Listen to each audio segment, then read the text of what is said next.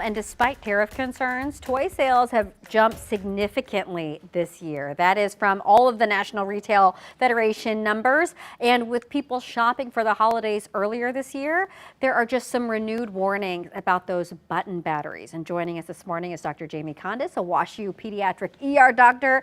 Jamie, thank you so much for being here. Thank you for having me. Really appreciate it. You know, those button batteries are so small. Is that why they're so dangerous? Yes, a couple reasons. Okay. One, because little kids, toddlers especially, put everything in their mouth. Yeah. You've got the two kinds of small batteries, the button batteries that are the smallest that you often see in things like ornaments, hearing aids, books, little toys, greeting cards, and then the lithium cell batteries that are more the size of a nickel that you see a lot in like the keys for your car and other toys like you mentioned.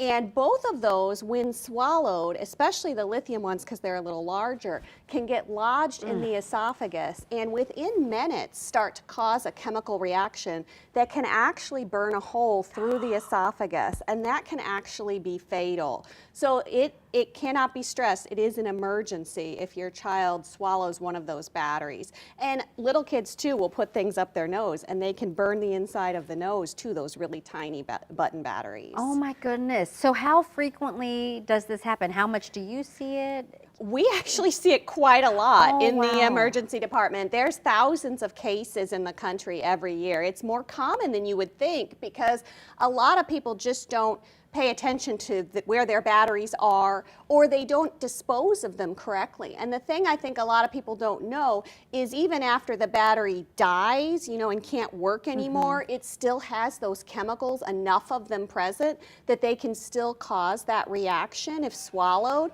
So we recommend that when people throw them away, they wrap them in tape, like duct tape, and throw them away outside.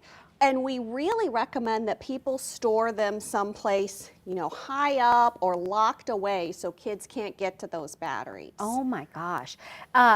What is a time of year that you see this happen more frequently? Is it the holidays when people get, you know, all those new toys under the tree? Yes, because you know what happens at the holidays is people are unwrapping things, and what I've seen with toys sometimes is they include the batteries but not already in the toy, so they're just kind of in the packaging. I've seen this with ornaments and things before, and so people don't even realize if they're not paying attention that those batteries are just loose. Sure. Another thing I've noticed is some of the holiday cards now have music, you know, that plays, and those are the button batteries inside that card. So if the card gets ripped at all, those batteries can slide out. So you really have to be cognizant of, you know, what products you're using have these batteries in them. Oh, it just makes me worry so much as a parent. What happens if someone swallows a button battery? How fast should they get to the emergency room? Like what kind of time frame are we looking at? This is actually one of those things we consider a true emergency. If you think your child has swallowed a battery,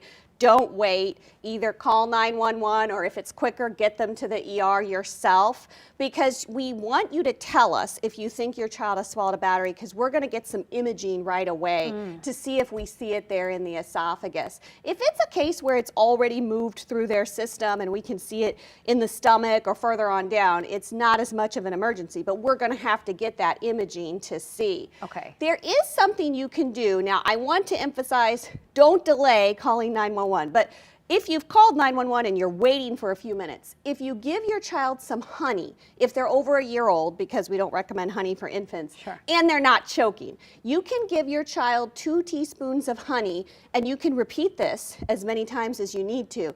And that honey actually helps neutralize that chemical reaction that can burn the esophagus. Wow. So good thing to keep at home is just some honey. Okay, so even if you think your child may have swallowed a battery, call 911. Definitely. Maybe give them honey, if potentially. you have time, but don't delay. Yeah, okay, so that's good to know, because sometimes you're like, what's in your mouth? What is it, you know? And if you think it's a battery, that's a time to come to the ER. Oh my gosh, thank you so much for your time this morning. Really good information, especially as people are shopping earlier this year too. Definitely. Be aware of it before it happens. Oh, thank you so much, doctor. Really appreciate your time this morning. Thank you.